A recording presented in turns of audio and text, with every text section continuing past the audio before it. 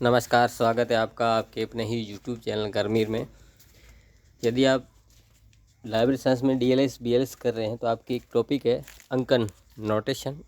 इसके बारे में आप पढ़ेंगे। ये जो मैं चीज़ें बता रहा हूँ आपको थ्योरिकल एग्जाम में बहुत हेल्प करेगी। आप इसमें से कौन कौन सी चीज़ें एग्जाम में पूछ जाती है, उनका आंसर्स किस तरह से लिखना है। पहले हमें आपको ये समझ लेना है कि जो नोटेशन होता है उसका अर्थ क्या है। इसका जो अर्थ है वो आपको समझना है। नोटेशन हिंदी में अंकन कहते हैं। तो इस अंकन का अर्थ क्या है? अंकन आप अंक से समझ सकते हैं। अंक मतलब 1 2 3 4 जो अंक होते हैं उस तरीके से। ये क्या है? अंक किसी को जो आंकड़े दिए या उसको फिगर दिया जाता है। तो अंकन में क्या होता है, कुछ ऐसे जो चिन्ह होते हैं, चिन्हों का जो प्रयोग किया जाता है। तो ये आप जो पुस्तकालय वर्गीकरण जब पढ़ते हैं तो वर्गीकरण में क्या होता है, कुछ ऐसे चिन्ह होते हैं जो आपकी वर्गांक बनाने के लिए काम में लाए जाते हैं। कहने का मतलब आप ये इसकी सरल परिभाषा या इसका अर्थ आप समझ गए तो इसकी परिभाषा कार्य बिल्कुल आसानी से समझ पाएंगे। तो वर्गीकरण पद्धति में वर्गों को चिन्हित करने के लिए कुछ चिन्हों और संकेतों का प्रयोग किया जाता है, उसे अंकन कहते हैं। बिल्कुल ही सरल शब्दों में इसको आप आराम से समझ सकते हैं कि पुस्तकालय वर्गीकरण जो वर्गीकरण पद्धति है उसमें वर्गों को चिन्हों के लिए कुछ संकेतों का प्रयोग किया जाता है, उसे अंकन कहते हैं। जैसे इसमें कोमा हो सकता है, अल्पविराम हो सकता है, अल्फ़ाबेट हो सकते हैं, छोटे अक्षर बड़े अक्षर सारे। तो खास बात हमने ये समझ ली कि अंकन क्या है। वर्गीकरण पद्धति में वर्गों को चिन्हित करने के लिए कुछ चिन्हों संकेतों का प्रयोग किया जाता है, उसे अंकन कहते हैं। अब ये समझ लिया। अब इसके बाद इसके अर्थ अलग अलग परिभाषाएं भी आप बिल्कुल आराम से समझ पाएंगे। एक तो अर्थ पूछा जाता है, कई बार आता है अर्थ नहीं तो ये परिभाषा जरूर आपसे पूछी जाती है। जो अब इसी अर्थ को लेकर अलग अलग जो व्यक्ति ने अपनी अपनी भाषा में इसकी परिभाषा दी। Doctor SR. रंगनाथन ने क्या कहा है कि वर्गीकरण पद्धति में विभिन्न वर्गों को सूचित करने के लिए प्रयोग में लाई गई क्रम सूचक व्यवस्था की जो पद्धति को अंकन कहते हैं। रंगनाथन जी क्या कहते हैं, देखिए वही के वही शब्द है। जो अंकन में हमने क्या पढ़ा कि वर्गीकरण पद्धति में कुछ चिन्हों संकेतों का प्रयोग किया जाता है, उसे अंकन कहते हैं। अब इसी भाषा को डॉक्टर एस.आर. रंगनाथन देखिए किस रूप में कह रहे हैं। चीज़ अर्थ वही का वही है। किसी वर्गीकरण पद्धति में विभिन्न वर्गों को सूचित करने के लिए प्रयोग में लाई गई क्रम सूचक अंकों की व्यवस्था को अंकन कहते हैं। अब यही परिभाषा आपके मार्गरेट मान भी कहते हैं। तो वर्गों को उन वर्गों तथा उनकी उपवर्गों के लिए प्रयोग में लाए गए प्रतीकों की उस पद्धति का अंकन कहते हैं। एक ही चीज़ है, उसको घुमा फिरा के सब लोग कह रहे हैं। तो आप कोई भी ऐसा रंगनाथन की भी याद कर सकते, अर्थ भी याद कर सकते हो इससे। और थोड़ा एच.ई. बिलिस की भी लगभग एक जैसी, थोड़ी सी आपको हार्ड लगेगी लेकिन आप समझ लेते हैं। अंकन प्रतीकों एवं चिन्हों की एक पद्धति है जो किसी क्रम को सूचित करते हैं तथा जिनका प्रयोग पदों या किसी श्रृंखला में की इकाइयों या किन्हीं वस्तुओं के समूह को सूचित करने के लिए किया जाता है। ये WCCS की भी और बहुत सारी ये आपके परिभाषाएं, लेकिन एक दो किसी की भी याद कर सकते हो, परिभाषा पूछी जाती है। अब एक अंकन क्या है वो देखो। अंकन के आधार क्या है। अंकन यहाँ से आपके कंपटीशन में भी सवाल बनते हैं। वो कैसे बनते हैं मैं आपको बता रहा हूँ कि जैसे आपके जो अल्फ़ा न्यूमेरिकल 0 से लेकर 9 तक के सारे अंक, ये सारे इंपॉर्टेंट है। आपको मैं एक एक चीज़ आपको यहाँ से बता रहा हूँ। जैसे Roman capital A to Z सारे कैपिटल अक्षर अंकन है। रोमन स्मॉल लेटर जो सारे small letter A to Z small letters है। एक ग्रीक वर्ड डेल्टा आता है ये। और विराम चिन्ह जैसे अल्पविराम है, अर्धविराम, विसर्ग है, कॉमा, डॉट सारे। और गणितीय प्लस माइनस जोड़ भाग गुणा भाग, ये सारे अंकन का आधार यही अंक और चिन्ह है जो वर्गीकरण पद्धति में प्रयोग में लाए जाते हैं। तो यहाँ से आपके प्रश्न आता है कि कोई भी एक अंकन का उदाहरण दीजिए। लेकिन एग्जाम में आपके कंपटीशन एग्जाम में भी यहाँ से सवाल उठता है। तो ये चीज़ें आपको याद रखनी। ये इजीली आप आराम से इसको आप याद कर सकते हैं। इसमें आपको कोई दिक्कत न है, न ही आपको होनी चाहिए और न ही आपको होगी। आगे चलते हैं। अब अंकन की आवश्यकता और उद्देश्य क्या है, ये बिल्कुल ही सरल है। अब आप यहाँ तक इसकी परिभाषा को आपने समझ लिया है, उसका अर्थ समझ लिया। तो अब इसका उद्देश्य क्या होता है कि कोई भी वर्गीकरण पद्धति है उसमें जो वर्गांक की जो व्यवस्था है वो और उसके क्रम को सुनिश्चित करने के लिए ये जो अंकन का वो मेन उद्देश्य है। किसी भी वर्गीकरण पद्धति में अंकन का प्रमुख उद्देश्य वर्गीकरण व्यवस्था को व्यवस्थित और सुनिश्चित क्रम पर सुदृढ़ आधार प्रदान करता है। एक तो मेन ये। दूसरा, वर्गीकरण पद्धतियों में अंकन का जो प्रयोग करने में अनुसूची में विभिन्न प्रकार की जो मुख्य वर्ग में प्रयुक्त प्राकृत संख्याओं को और उनके शब्दों को सुनिश्चित अनुक्रम में व्यवस्थित करना और उनके गुणों के आधार पर उनको व्यवस्थित करना, वर्गीकृत कर अंकन के द्वारा पृथक करना, अलग करना या किया जा सकता है। ये भी इसका उद्देश्य है। कहने का मतलब जो अपने वर्गांक बनाए थे उसको एक उनको वर्गों को और उसके उपवर्गों को उसके सुनिश्चित क्रम में बांटना, उनकी विशेषताओं के आधार पर और गुणों के आधार पर श्रेणी में वर्गित करके और उनको अलग करना, ये इसका क्या उद्देश्य है। वर्गीकरण पद्धति में अंकन के प्रयोग का अन्य दूसरा उद्देश्य एक और है कि इसकी अपरिवर्तनशीलता। कहने का मतलब ये जिस कॉलम में जिस में रखेंगे उसमें वही रहेगा, यानी उस अपरिवर्तित रहेगा। प्राकृतिक भाषा के पद ज्ञान के विकास के परिणाम स्वरूप समय समय पर परिवर्तित होते रहते हैं, किंतु अंकन अपरिवर्तनशील, सरल, सहज और स्थिर होती है। कहने का मतलब जो विषय में भी डीपली विषय आता है, लेकिन वो उसकी जो विषय व्यवस्था है वो बिना किसी डिस्टर्ब किए वही रहती है। तो ये इसका उद्देश्य है। और अब इसकी आवश्यकता भी वही उसी तरीके से उसी भाषा में के पुस्तकालय में संग्रहित ग्रंथों को व्यवस्थित करने के लिए किसी भी वर्गीकरण पद्धति में अंकन का प्रयोग किया जाए। अंकन का प्रयोग क्यों करते हैं कि जो वर्गीकरण पद्धति होती है उसमें जो ग्रंथों को व्यवस्थित करने के लिए उनको एक क्रमांक दिया जाता है, उनका अंकन किया जाता है और ये उपयोग किया जाना भी अत्यंत आवश्यक है।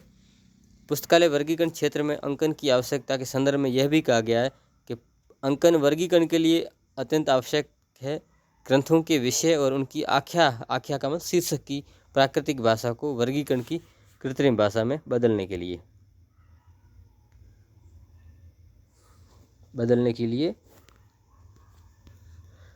परिवर्तित करना परम आवश्यक है, जो अंकन के द्वारा ही संभव है।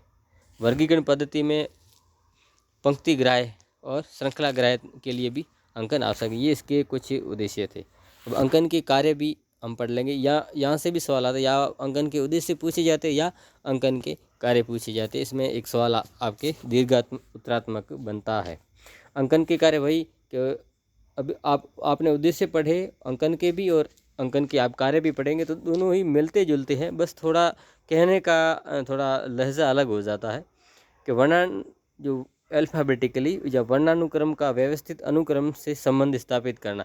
आपने जो अल्फ़ाबेटिक इसको वर्गांक दिया है उसको व्यवस्थित अनुक्रम यानी सीक्वेंस में स्थापित करना।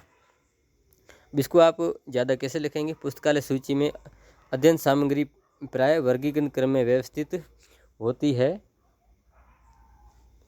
पाठकों की सहायतार्थ विषयों के सभी पदों का वर्णानुक्रम में व्यवस्थित किया जाता है, जिसमें पाठक पहले वर्णानुक्रम में आने वाले विषय को खोजता है और फिर उससे संबंधित वर्गांक को नोट करके संबंधित पुस्तक को एक ही स्थान पर एक साथ प्राप्त कर लेता है। इस प्रकार अंकन वर्णानुक्रम में व्यवस्थित अनुक्रम जोड़ने का भी कार्य करते हैं। एक ये इसकी व्यवस्था। अब निदानीय किसको कहते हैं? जो हमारी किताब में रखने के लिए वो फलक होते हैं, उन पर व्यवस्थित सामग्री का स्थान निर्धारित करना। वर्ग संख्या प्रतीक संख्या की सहायता से निदानियों पर शीघ्रता से अपनी जो अध्ययन सामग्री का पता वो लगाया जा सकता है। दूसरा के समकक्ष और अधीनस्थ वर्गों को प्रदर्शित करना। जो एक विशेष समकक्ष उसके बराबर या उसके अंडर में जो वर्ग आ रहे उनके क्रम को भी सीक्वेंस को भी प्रदर्शित करना। वर्गीकृत व्यवस्था और उनके अनुक्रम को यंत्रवत बनाना। वर्गीकरण में प्रत्येक जो पद होता है वो क्रम सूचक प्रतीक संख्या उसको एक प्रदान की जाती है। उसको क्या किया जाता है? एक प्रतीक संख्या, एक कॉल नंबर उसको प्रदान की जाती है। यह प्रतीक संख्या वर्ग संख्या के द्वारा वर्गीकृत और जो उसके अनुक्रम में यंत्रवत बना दिया जाता है। अर्थात वर्गीकरण की सहायता से किसी पुस्तक के स्थान का तुरंत पता लगाया जा सकता है और साथ ही इसकी सहायता से पुस्तक को अपने निर्धारित स्थान पर तुरंत वापस किया। कहने का मतलब ये वर्गीकरण व्यवस्था उनके अनुक्रम को कैसे करती है। अब ऊपर वाली आपको 2 लाइनें नहीं समझ, नीचे वाली आप आराम से लिख सकते कि वर्ग संख्या की सहायता से किसी भी पुस्तक के स्थान का तुरंत पता लगाया जा सकता है और साथ ही इसकी सहायता से पुस्तक को अपने निर्धारित स्थान पर तुरंत वापस भी रखा जा सकता है।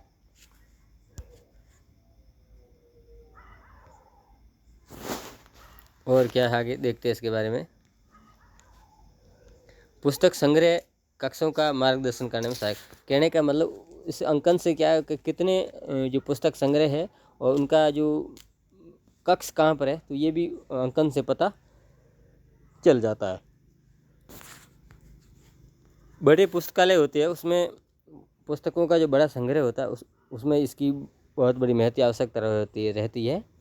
बड़े पुस्तकालय में पुस्तकों की अनेक संग्रह कक्षों में व्यवस्थित होती है। इनकी जानकारी प्रदान करने के लिए मार्गदर्शक चार्ट बनाई जाती है जो विभिन्न स्थान पर लगा दी जाती है। इस कार्य को अंकन बहुत आसानी से कर देता है।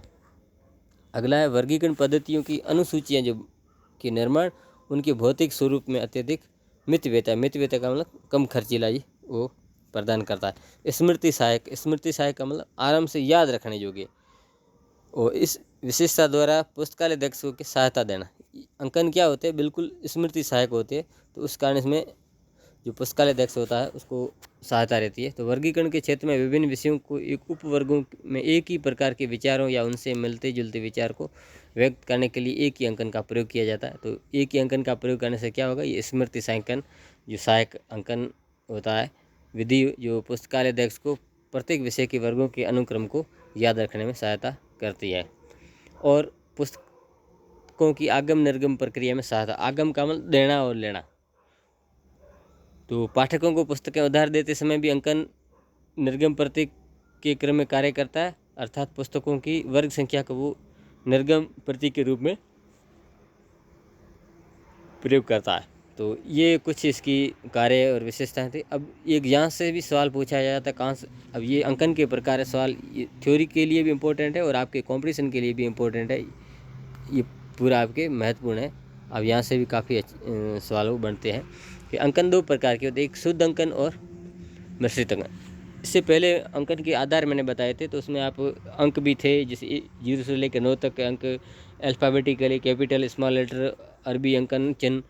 तो जब कोई भी वर्गीकरण पद्धति है उसमें एक ही प्रकार के अगर अंकों का हम प्रयोग करेंगे तो वो शुद्ध अंकन कहलाएंगे। जैसे DDC है उसमें एक ही प्रकार के अंक है, उसमें सिर्फ नंबरिंग ही है, तो वो शुद्ध अंकन है। अब जब किसी पद्धति में एक से अधिक जाति की जैसे उसमें अंक भी हो, अल्फ़ाबेटिकली चिन्ह भी हो, तो वो मिश्रित अंकन कहलाते। यानी ऐसी वर्गीकरण पद्धति जिसमें एक से अधिक प्रकार के या जाति के अंक जैसे 0 से 9 है, A Z प्रतीक अंकों का प्रयोग होता है, उससे मिश्रित अंकन। इसमें जैसे कॉलन क्लासिफिकेशन जो किताब है बुक है वो आपके मिश्रित अंकन की पद्धति है।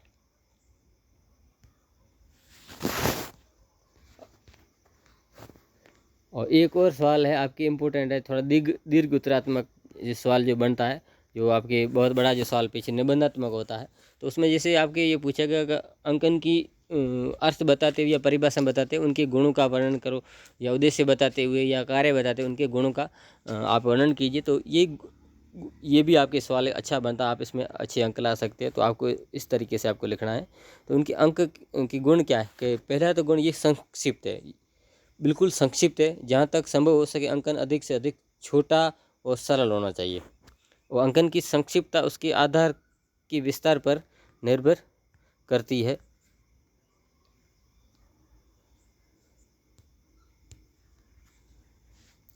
ये बिल्कुल ही छोटा है, तो अंकन की जो संक्षिप्तता शॉर्ट रूप है उसके आधार के विस्तार पर निर्भर करती है। अंकन का आधार जितना विस्तृत होगा उस वर्गीकरण पद्धति की वर्ग संख्या उतनी ही छोटी होगी।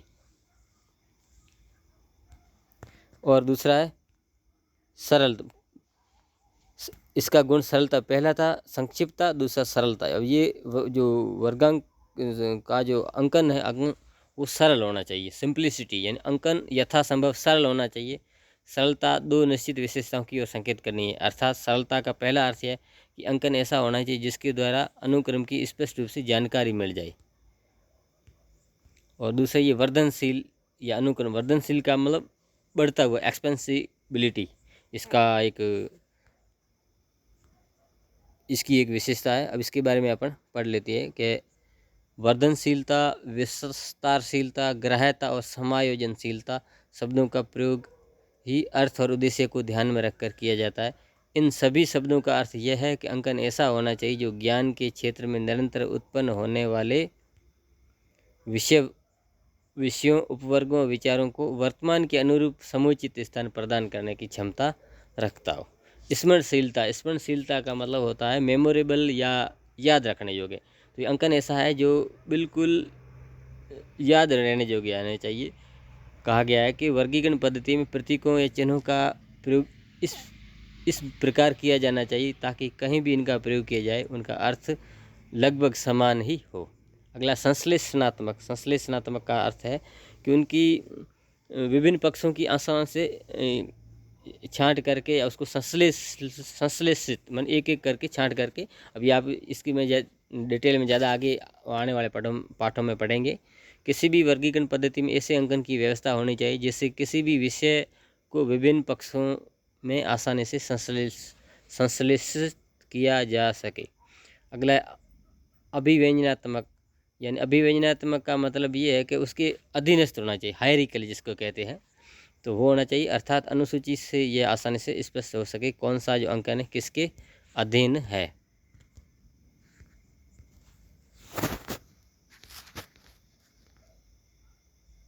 और अगला है पुस्तक संग्रह का प्रभावकारी व स्पष्ट मार्गदर्शन और पुस्तक प्रदर्शन में सहायता देना, विषय अनुसार आंकड़े एकत्रित करने में सहायक, ये इसके गुण है। विषय अनुसार जो ग्रंथ सूचियाँ बनाने में सहायक, संदर्भ सेवा और सूचना पुनः प्राप्ति में सहायक। तो इस तरीके से इसकी ये विशेषताएं हैं। तो ये आपके जो अंकन के बारे में था।